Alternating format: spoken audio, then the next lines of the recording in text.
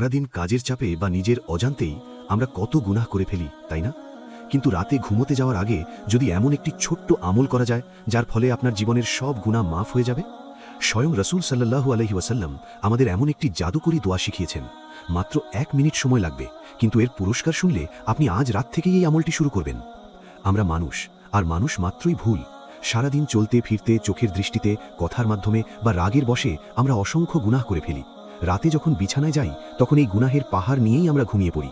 কিন্তু আমাদের নবীজি সাল্লাল্লাহু আলাইহি ওয়াসাল্লাম তার উম্মতদের এত বেশি ভালোবাসতেন যে তিনি আমাদের গুনাহ মাফের এক চমৎকার এবং সহজ উপায় বলে গেছেন। তিরমিজি শরীফের 3397 নম্বর হাদিসে নবীজি চমৎকার একটি আমলের কথা বলেছেন। তিনি বলেন, যে ব্যক্তি রাতে বিছানায় যাওয়ার সময় একটি ছোট্ট দোয়া মাত্র 3 বার পড়বে, আল্লাহ তাআলা তার সমস্ত গুনাহ মাফ করে দেবেন। এমনকি তার গুনাহ যদি সমুদ্রের ফেনার সমান হয়, গাছের পাতার সমান হয় অথবা বালুকণার সমানও হয়, তবুও আল্লাহ তাকে ক্ষমা করে দেবেন। সুবহানাল্লাহ। দোয়াটি আমরা অনেকেই জানি। এটি একটি ছোট্ট ইস্তিগফার। আস্তাগফিরুল্লাহাল্লাযী লা ইলাহা ইল্লা হুয়াল হাইয়ুল কাইয়্যুম ওয়া আতুবু ইলাইহি। অর্থ, আমি সেই আল্লাহর কাছে ক্ষমা চাচ্ছি যিনি ছাড়া কোনো উপাস্য নেই, যিনি চিরঞ্জীব এবং চিরস্থায়ী, এবং আমি তার দিকেই ফিরে যাচ্ছি।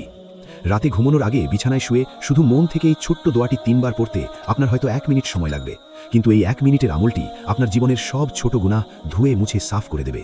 আপনি যখন ঘুমাবেন তখন আপনি থাকবেন সদ্য ভূমিষ্ঠ হওয়া একজন নিষ্পাপ মানুষের মতো। তাই আজ রাতে ঘুমানোর আগে মোবাইল স্ক্রল না করে আল্লাহকে স্মরণ করে এই ছোট্ট ইস্তেগফারটি পড়ে ঘুমাবেন। কে জানে, হয়তো এই ঘুমই হতে পারে আমাদের জীবনের শেষ ঘুম। ভিডিওটি শেয়ার করে আপনার প্রিয়জনদেরও এই মহামূল্যবান আমলটি জানার সুযোগ করে দিন।